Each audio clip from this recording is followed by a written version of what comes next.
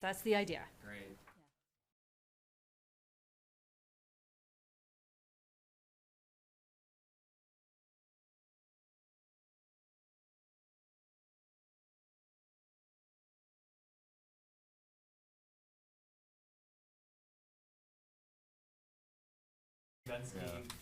Joe and Lisa Is, My advice oh is yeah, I was going by someone the scheme and name I was tags. They must not be coming Take a now. lesson. Okay. Do not attempt to learn.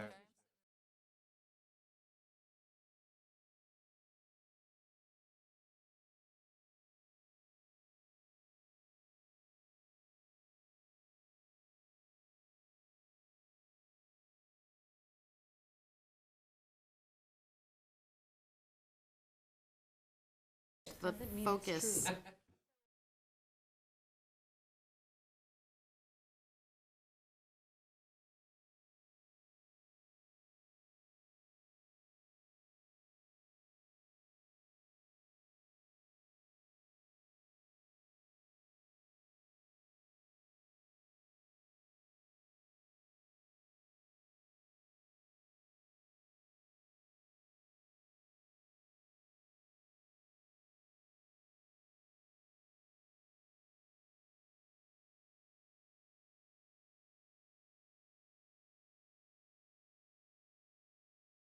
All right, well, it's 7:02 just about, so I guess we will call to order the Tuesday, December 20th, 2022 meeting of the Planning Commission. And I'll rise for the Pledge of Allegiance.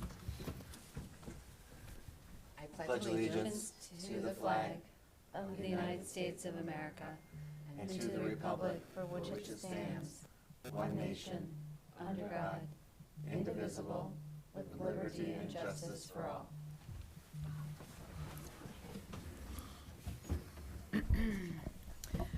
Okay, Kristen, can you do roll call? Commissioner Bartis is absent. Chair Kempner, Here? Commissioner Patterson, Here. Commissioner Woods. Here. Commissioner Pasalakwa has not arrived, and Commissioner Hamame noted she would be absent as well. Oh, Commissioner Dolan, sorry. All right. Does anybody want to make a motion to excuse the commissioners who are not here? I can make a motion to excuse commission Support. that are not here. All in favor? Aye. Opposed? All right, motion passes. Approval of the agenda. Anyone have any changes or motions? Motion to approve. Support. All in favor? Aye. Opposed? Agenda's approved. Approval of the minutes of October 25th, 2022, which is a very long time ago at this point, but does anybody have any changes or motions? Motion to approve. All in favor? Aye. Opposed? All right, meeting minutes are approved. Communications. We don't have anybody in the audience. And I Anything- just distributed your Michigan Planner magazine. That's all I have for that. And notice that citizens to comment. So we'll move on to old business. Number one is outdoor seating. Who wants to lead us in that discussion? Oh, what's that? Outdoor seating. Yes. You want to start? I can start if you want. So we've been discussing this for several months now, if you'll recall, and we have a pretty good draft of the proposed language. This is a discussion item that we were originally thinking of sending if the commission was satisfied to a public hearing at an upcoming meeting. However, in talking with some of our area businesses, one of the provisions that I think needs a little bit of additional discussion that was brought to light is the idea of the 5-foot clear path that needs to be provided adjacent to outdoor seating areas. I did have a chance in talking with some businesses to go out and actually take some measurements. And the sidewalk on 12 Mile is about 10 to 11 feet wide without including obstructions. So I don't know if you've ever paid close attention, but I certainly did once I started looking at the width of the sidewalk. There are a lot of obstructions in the 12-mile sidewalks. We have light poles and benches and trees and trash cans and a lot of things that I think merit some additional discussion, whether or not we want to preclude outdoor seating in front of those businesses that have these types of obstructions. So that's something that I think needs to be talked about a little bit more. There also might be opportunities on side streets adjacent to Coolidge and 12 Mile primarily that might want to do outdoor seating and are also dealing with landscaping and trees and those sorts of things as well. So I think that that might merit some additional discussion before we send this forward. If there's any other comments on other items in the ordinance, we can talk about that as well. But that was one thing that was brought up by several businesses in my conversations with them this week. And that's one of the reasons it's not highlighted in the memo as well. It was just brought to my attention at the end of last week, early this week. So I just wanted to bring it to your attention as well. Thank you. So I guess maybe we'll start with, is there anything besides that 5 foot that anybody wants to comment on or have an issue with? Or No, I think it was pretty much, you captured what we discussed at the October meeting. Put it in a lot more words than what, you very much captured it, so I appreciate that for us. we good? I'm good. All right, so let's go to the 5 foot. I'm trying to scan really quick. Where is that in the, It's in 2 spots. I think it's, Bottom of the first page of the memo. Outdoor service areas must maintain the current regulations and an unobstructed sidewalk of 5 feet. And then also on the top of the second page of that memo. And then in the ordinance, it's section E. And there yeah, are on page 3, yeah. And we can elaborate a little bit. Megan and I, there are pros and cons to keeping that 5 feet or not keeping that 5 feet. And I think that technically the ADA standards say 3, Yes, they do. but most building departments do make you do 5. Fine. Yes, and so we could take it down to 3 and requiring the majority of time it be 5. Also, Kristen found That's dug from deep- the ADA, yeah. dug deeper into the ADA, and they do allow for passing lanes, passing spaces with a clear width of at least 60 inches, provide passing spaces at intervals of 200 feet. I think it would be better to say that you would have to have a passing interval somewhere along your property in order to provide that, and you would have to show that on that sketch plan that's required as part of the application. The con of that is you're going to at one point in time inconvenience someone who is less abled and is not able to pass. And so, especially on busy sidewalks, when you have events and things like that, that might come into play. The other option to look at is going back to the parklets. So taking over on-street parking spaces. But that would be a further discussion with city council and city departments. And for 12 Mile, the road commission. So we don't even know whether for 12 Mile specifically that would be possible. Could definitely be explored. But one of the ways you could do a criteria for applying for a parklet is that if you can't have the 5 feet barrier-free on your property, then maybe that bumps you up in terms of scoring for applications for a parklet. And I think the bigger question also that for you to talk about as a group is, what's the role of outdoor seating? Is it something that every business or every restaurant needs and should have access to? Or is it something that can happen on a case-by-case basis where the built environment allows it? One more thing with the sidewalk, though. In addition to the width, cross slope is also often overlooked, but you're, the maximum 2% cross slope, which, as I walk down 12 Mile, there's certainly areas where the driveways are steeper than that. You know, theoretically, it ought to be a 5-foot wide walk that's not steeper than 2%, and then if it's, rest of it's paved, then that can be steeper, but you should have a 3 or 5, depending on how you want to look at it, with the cross slope of maximum 2%. And there are areas of 12 Mile too, currently, and perhaps on Coolidge as well, where there's not 5 feet in between obstructions. I guess with the businesses, like, they don't pick where the light post went or the garbage can. So it would be almost not fair to them, if the city or, I don't, who puts the garbage cans out, the road commission on 12 Mile, or is that the city? That would have been the city, but I mean, So- they are where they are now. We're not gonna do a whole new No, streetscape plan but it anytime in the kind of future. excludes some of them because of a garbage can. Right, there would be instances where business would be excluded, not because the sidewalk width isn't there for them to put a couple tables out, but mostly because there's a light pole or a garbage can. Or, Right, so, And it's a funny balance because we want it to be walkable, right? We want people out and feel comfortable to walk. And outdoor dining generally activates the space. So we're balancing two things that we both really want, but are sort of conflicting to some degree. Another option you could consider is having some sort of review board. So right now, everything comes administratively and would be approved by your community development director.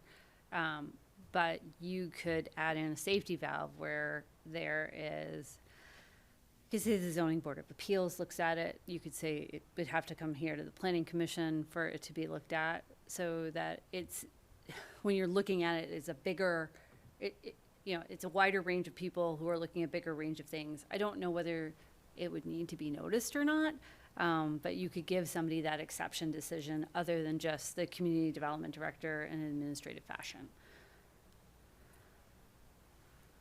is there an option, like, I'm just thinking of a light post, like, that we could decrease the amount of seats or something? Like, they could still have a table or two, but they can't have 5 because it light, or does that just get real messy with the, So, if we're talking about 12 Mile in particular, and some areas of Coolidge too, the width that you have is really going to only allow for one row of tables, particularly if they have to have the enclosure because of alcohol sales. So you're really probably only talking about 2 top tables, maybe 4 in some instances that could fit. so if we only allowed 1, then wouldn't really serve the purpose, probably. Right, but it's worth thinking about. I mean, there might be some instances where that could work, but there's going to be some instances where it's not going to be an advantage to any Right. business. So would this be subject, this would be subject to permitting, right? Mm-hmm. And then, is there any, I guess depending on the size of the patio, does that affect, the size of the patio affect any costs associated with permitting the patio? We haven't set any cost yet, but no, I wouldn't anticipate that would Okay. matter. I'm just thinking from a building inspection perspective. You know, if you have an establishment with a sizable patio presence, you know, there'd be more to look at, as opposed to, an establishment with, you know, 2 tables, 4 chairs. It would probably be the same, but that's something I could discuss when we're doing the fee schedule with the building inspectors. She should have talking to the mic.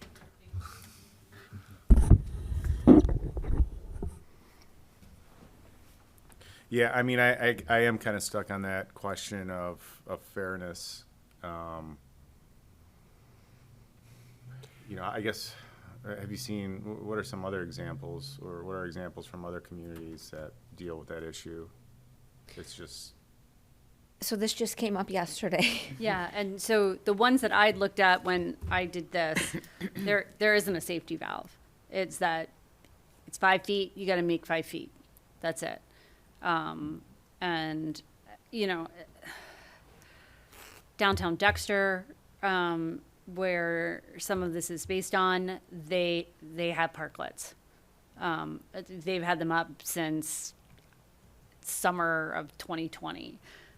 Their main struggles have been how do we make them look nicer in terms of, because they had the orange and white water barricades at first. Northville is another one. But if you think about downtown Northville, they've done a lot of streetscape improvements, and they also closed the streets. They closed their two main downtown streets during that time, and I think have been debating whether to open them up or not. So I think they might be closed again during the summer. So they don't have that same, I guess, short story is the other guidebooks we looked at were in San Francisco and Washington, D.C., which again, very different contexts. And again, they just said 5 feet, that's the minimum. And we could spend some time looking at other communities and how they've addressed this. I can't think of anything I've come across where this specific thing has been addressed. And were these businesses like restaurants, or were they? Restaurants. So I struggle because I want to make outdoor dining easier for people to do, right? I love to eat outside when the weather is reasonable. But I feel like we as a city have really committed to the idea that we are a walkable city. So I don't want to impede on the idea that we can easily traverse our city with a child in tow, right? We're also supposed to be very friendly, family friendly. And if we start to get to 3 feet, I feel like we're really starting to infringe on the ease of walking easily, which is where I struggle trying to make it a smaller width. And perhaps that comes down to you can't have only 3 feet along the entire length of your outdoor dining area that's available for pedestrians. But if there's a single obstruction within 10 feet or whatever it might happen to be, Right. that might be the exception. That's Or workaroundable. as Megan was saying, it could come to you guys and you decide, is it too many obstructions? Or the zoning board of appeals. I mean, those would be options too. It is a balance, though. At a bare minimum, though, we have to meet ADA. Yes. So if you can't make, I mean, I'm just looking at a sidewalk on 12 Mile, there's a 5-foot concrete flag and maybe another 2 feet or something. I mean, that's 7 feet from the building to the walk, or to the curb. So it's just not feasible to put any kind of, in that particular spot. Right. There will still be businesses, even if you were to go down to 3 feet in very limited instances, that could not fit. Yeah. We cannot, right. We have to meet at least 88. Which is 3 feet. So then, I guess then the other option would be, if we're talking fairness and we want to encourage outdoor dining, combine that with walkability of downtown, how feasible is it to say, okay, well, this is what you want to do, you know, looking at the infrastructure in front of your place, you're not able to, so therefore take up a parking space, on-street parking. Right. So that would be the parklet option. The thing to keep in mind is we don't have jurisdiction over 12 Mile, right? So that could be an option, or it could absolutely not be an option. And we could go and explore that more and Right. explore it with city council and the city manager and DPW and come back to you next month with some answers. I would even suggest if we want to think about that trade-off, that we maybe pursue the parklet ordinance on the same track as the outdoor seating and kind of put this on pause for a while until we can figure out if the parklet idea is what we want to do as the trade-off. So are there examples, I know you mentioned a couple of them, but in those examples, like Northville, they closed the road down, right? Mm-hmm. Is there any examples of an open road with parklets and like the parallel parking spots? Yeah, Royal Oak's doing it. Royal Oaks doing it? And Birmingham, too. In Milford. They're around, yeah. Yeah, I think But Royal Oak closed those streets also, didn't they? Yeah, like on Fifth Avenue, they closed. I think they have some on Main. I think Do I they? thought they had. I thought I ate in a parklet on Main not too long ago, but maybe not. I feel like they were there during COVID, but I just walked through there like On last week, and I don't remember. Okay, there's one on Washington and Royal Oak, and I Okay. thought Birmingham had some too. Yeah. Before the pandemic, it was something Yeah. that was starting to happen in a lot of larger cities. Yeah, New Uh, York. Yeah. I noticed it in New York. And then with the pandemic here, a lot of cities then took kind of emergency powers, as City of Berkeley did as well, to allow outdoor seating, so businesses could survive.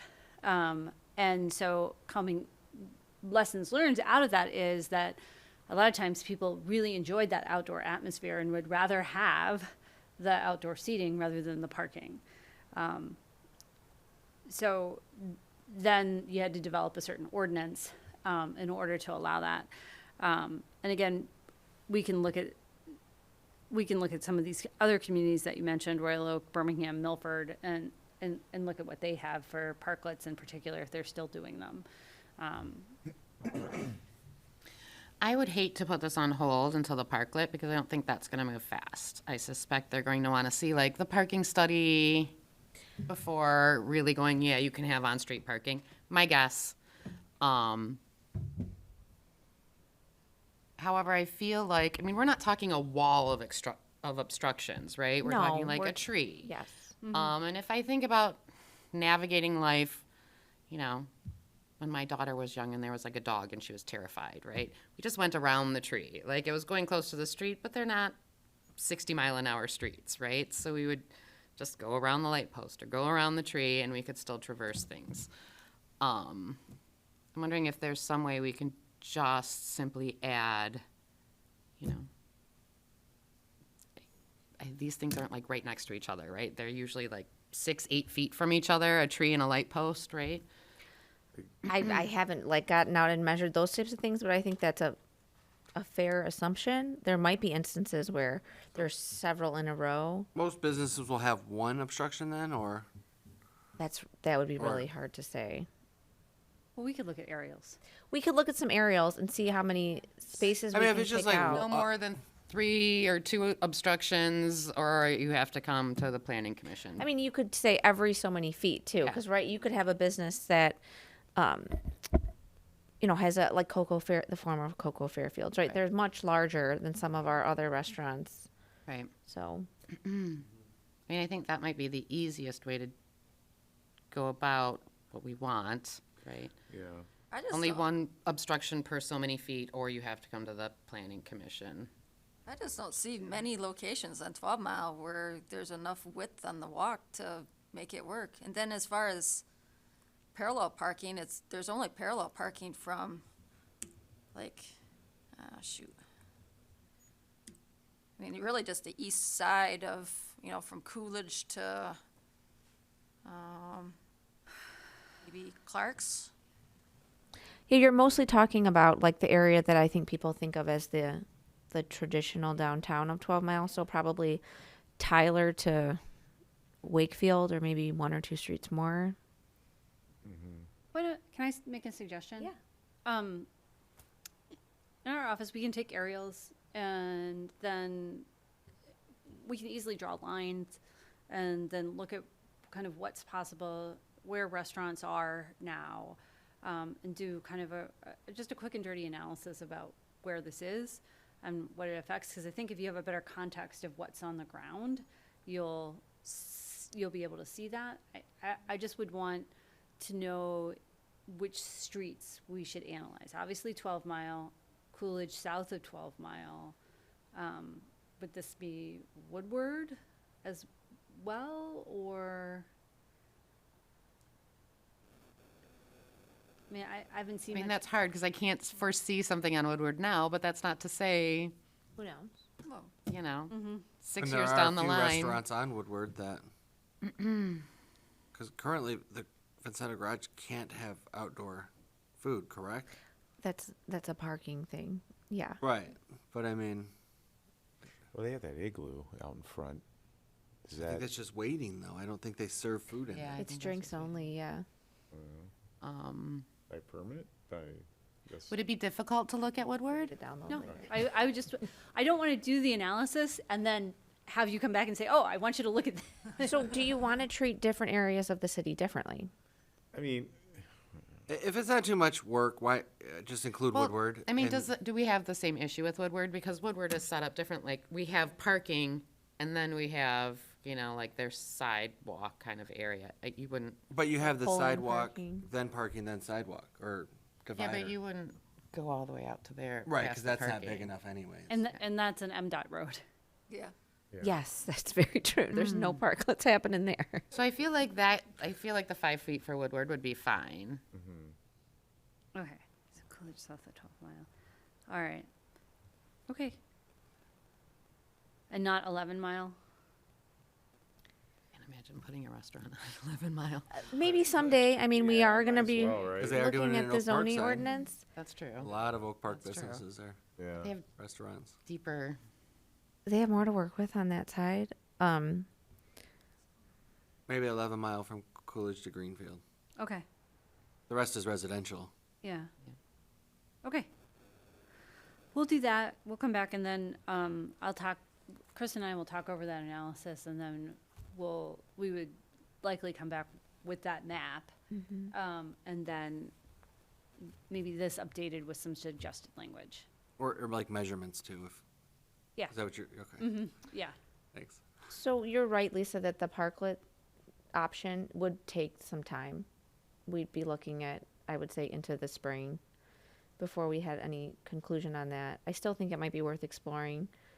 I mean, I don't want to not explore Yeah. parklets.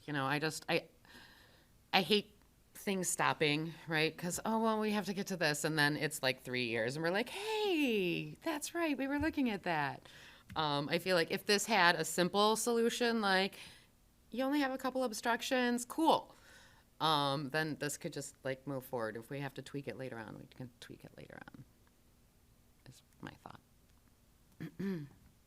Sounds good. Sounds good. All right. So you have everything you need from us. I think so. Yes. Okay. Anybody else have any more comments, questions?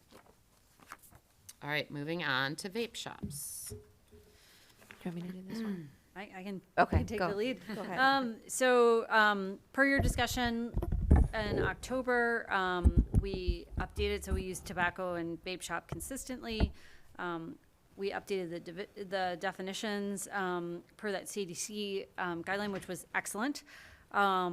So they're proposed to be principal uses in the local business district and by extension, the Woodward district, as well as Gateway, 12 Mile, 11 Mile, and Greenfield. Wanted to note that there's a section in the Greenfield district under building design requirements that says development which faces Elwood only can be residential in nature. So due to that provision, the tobacco and vape shops would only be allowed on properties facing Greenfield in the Greenfield district. And I know that was a concern last time, but because of that existing provision, that's taken care of. And then the proposal is for them to be located a minimum of 1,000 feet from one another. So on page 2, so the back of the memo showed a 1,000-foot buffer from the existing Wild Bills. That is on 12 Mile, the Smoky's Fine Cigars on Woodward, and then Smoker's Island that was on Coolidge. And that was the business permit was issued, but it never opened. And that location would be non-conforming under these proposed zoning ordinance amendments because of what the location is zoned, not the 1,000-foot buffer. So you can see on that it doesn't take out a whole lot of area. But you can see that if maybe you had one on the corner of 12 Mile and Greenfield, then you would start to have them closer to each other and whatnot. Those buffers would start to crowd in on one another. I'd be happy to answer any questions about the draft that accompanied the memo. And if you feel comfortable, this could proceed to public hearing, or we could make amendments, make changes and bring it back. I just have one question about this Smokers Island. Mm-hmm. So they would be allowed to open still? If their correct? business license has been approved. Okay, so it was just non-conforming, but, And for the people at home, they would be allowed to continue, right? And everything would be like, they could still function. If they were to leave, then can somebody still open a smoke shop there, or since it's a different business, would it then not be allowed? So it's a non-conforming use. If it were abandoned for 6 months or more, then right, it would not be allowed. If someone were to immediately come in, then they could continue the non-conforming use.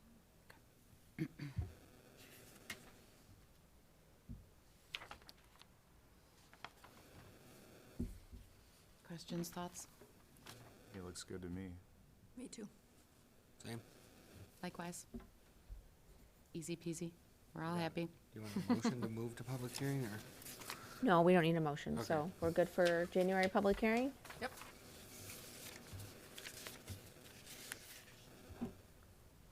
Okay, and moving on, childcare centers in the 12-mile district. So this was something I added on to what was supposed to be the November meeting, but is now the December meeting.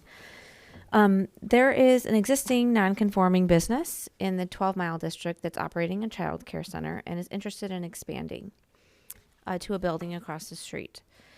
Right now, child care centers are not listed as a permitted use in the 12-mile district.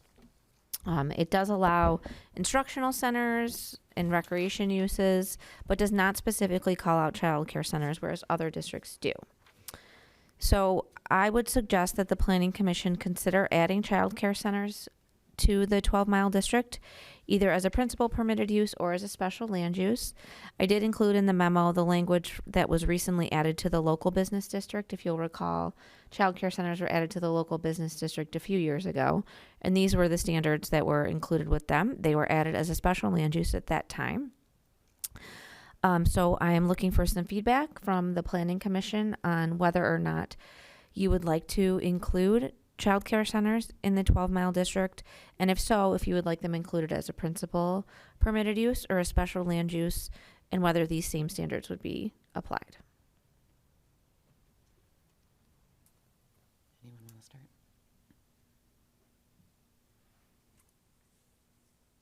I could start. I'm fine with allowing them as principal land use. They are regulated as these ordinances, or, as rules. Laura makes and regulates them. And we do have one on 12 Mile, but just a different district further up. Right, I mean, that is a daycare. The kinder care, is that daycare, or is that Yes, so that institutional? the kinder care is in the local or the local business district, and that was the reason for the addition to that Right, district. right, but that's daycare, right, not institution, instructional. Right, that's a daycare. That is a Yep. daycare, okay. Yeah, so I mean, it's just, I think it's great, and there's already one there, she's just trying to expand, because so many people need childcare, so. I agree. I think it addresses a constant need, it seems. There can never be enough daycare centers. As someone who's been on a waiting list for 10 months to a year, I can attest that, yes, availability of daycare, I think, is critical to a growing city. And we may not be growing out, but we definitely have, seems like a lot of families with young children that would benefit from daycare center in Berkeley. I also don't have a problem with it. I've done a few daycares in my profession, and I know they're pretty strictly, they have pretty strict requirements from the state of Michigan, so, you know, if they need so much space for kids' exercise or whatnot, I know they have requirements for outside and stuff, so, I mean, I'll take care of that. I don't mind it being in the 12-mile district. I think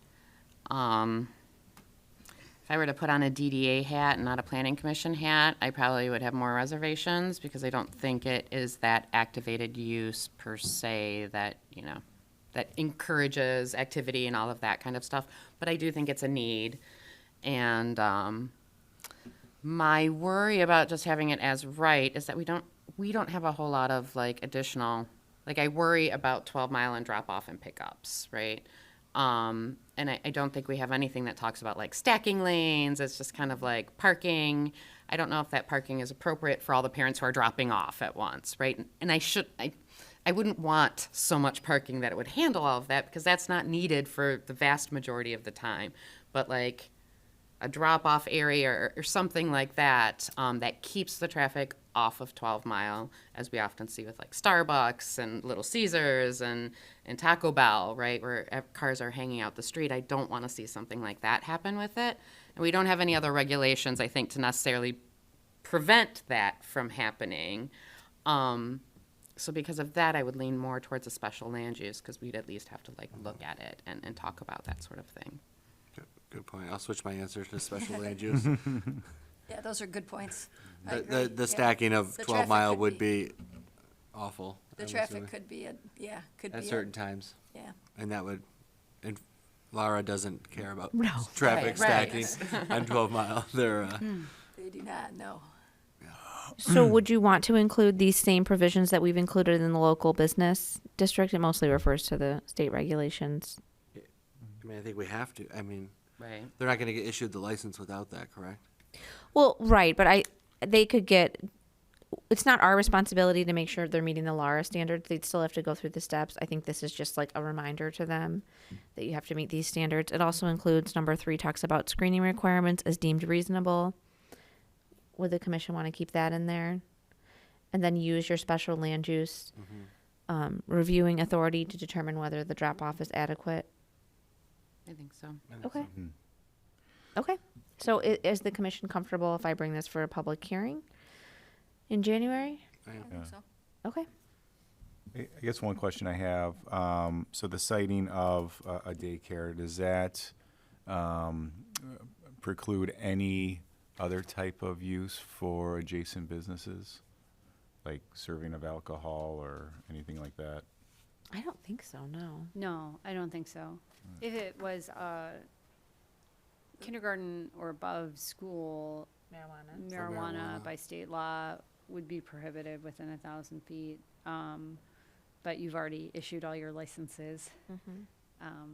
And it's not, you know, you're looking at a nursery school. And I'm not sure of the definition, but I don't think it offers kindergarten services. So, But alcohol's not, no. like if a restaurant wanted to move next door, it would be excluded. Right.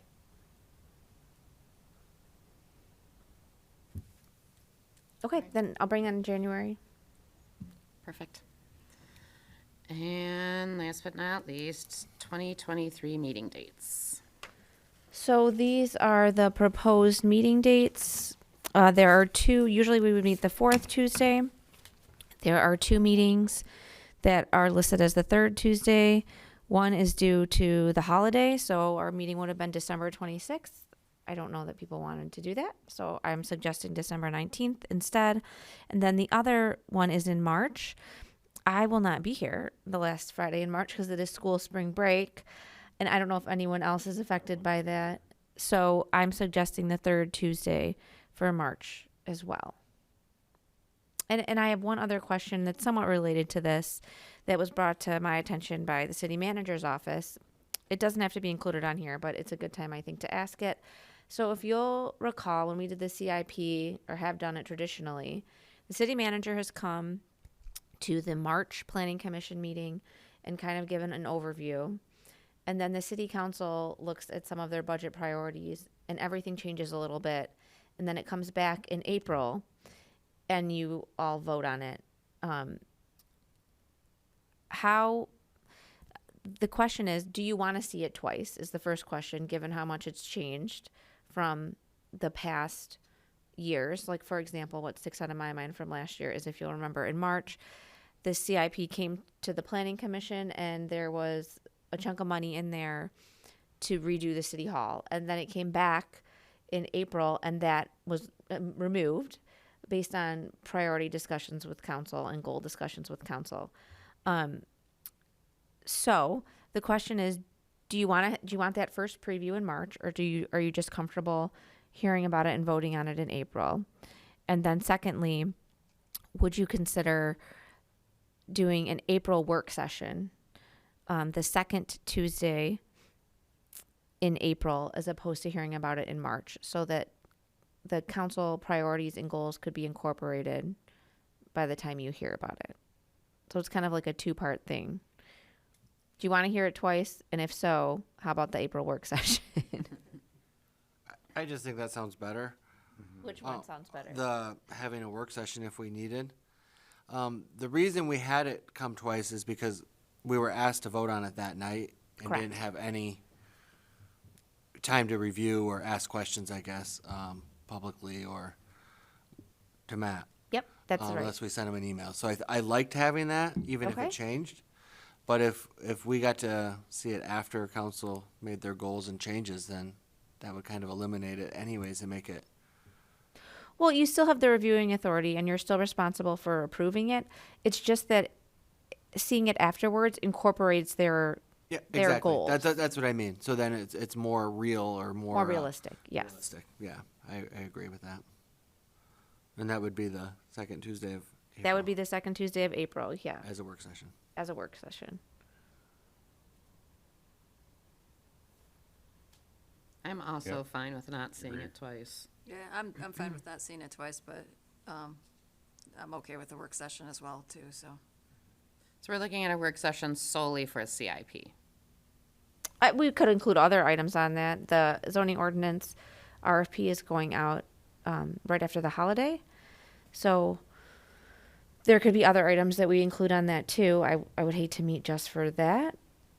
So the idea is that we're doing that because it meets, it's like after they reviewed it and meets the, when we have to Correct. approve it before their next meeting. Yes. So we don't have to approve it the same day that we see it. Right. It would give you time to comment, and then changes could be made if needed. If you don't want that time, then we would just do the April Planning Commission meeting, and it would be a see it and approve it this evening setup.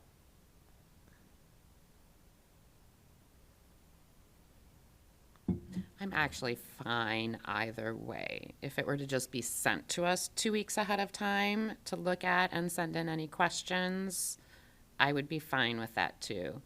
However, I'm all right with a work session. Will he do? I mean, is that That's a a third yes. option? That could be a third option. Yes. Because really, I mean, we look at it, but we give suggestions, but Right, and we aren't the authority to approve it. You It's could, just, you are technically the authority, but I get what you're saying. like And you could send in Final say. questions ahead of time. You wouldn't be able to deliberate though, right? You would just get your individual questions answered. Right. and then that night we could deliberate before. Yes. Say we go that route. Yeah. That sounds like the happy medium. Okay, so like an early 2-week review period. So it gets to you earlier, but you're only talking about it. So the second Tuesday he could email it to us instead of a work Yeah. session. And then in the context of the meeting, you would discuss it then. Okay, that's a great idea. So that doesn't have to be documented on this schedule, but it just seemed like the right time to kind of talk about it. But I do need a motion on this if everyone's okay with the proposed schedule. I'll make a motion to approve the 2023 meeting dates as listed in the memo dated I'll- December 14th, 2022. I think we got a second, got it. right? Sure, I got it all. All in favor? Aye. Opposed? I'm assuming we didn't need to roll call that, right? Okay. All right, liaison reports. Anyone? Do we have any liaisons right now? I went to the environmental meeting in October, but I missed November's. But in October, they were talking about EV stations and some other things I'm completely drawing a blank on. They didn't have a quorum that day, though, so it was not an official meeting, unfortunately. Time for quorums right now. Anyone else? There's been a few city council meetings since we last here. So in 2023, Berkeley is 100 years old, so that's kind of cool. I know Berkeley Days is planning on doing a whole bunch of stuff. The Historical Museum, it's going to be a whole 100-year hoopla. There was a super interesting tree board presentation on the 5th of December, where they looked at our tree canopy and those areas where we're not quite at 40%, which is what they're recommending. And so kind of want to look at bumping up the tree canopy in those areas. They talked about outdoor eating enclosures, kind of extending that COVID thing until April 2023. I think this is what made me think it wasn't going to be fast, because it seemed to be like some people wanted it all year round and some people only wanted it for summer, but nobody was totally sure exactly. So it was, anyways, they extended it till 2023. And there was a council seat open last night. We now have a new commissioner, Michael Dooley, I think. And our mayor, Dan Turbrack, retired.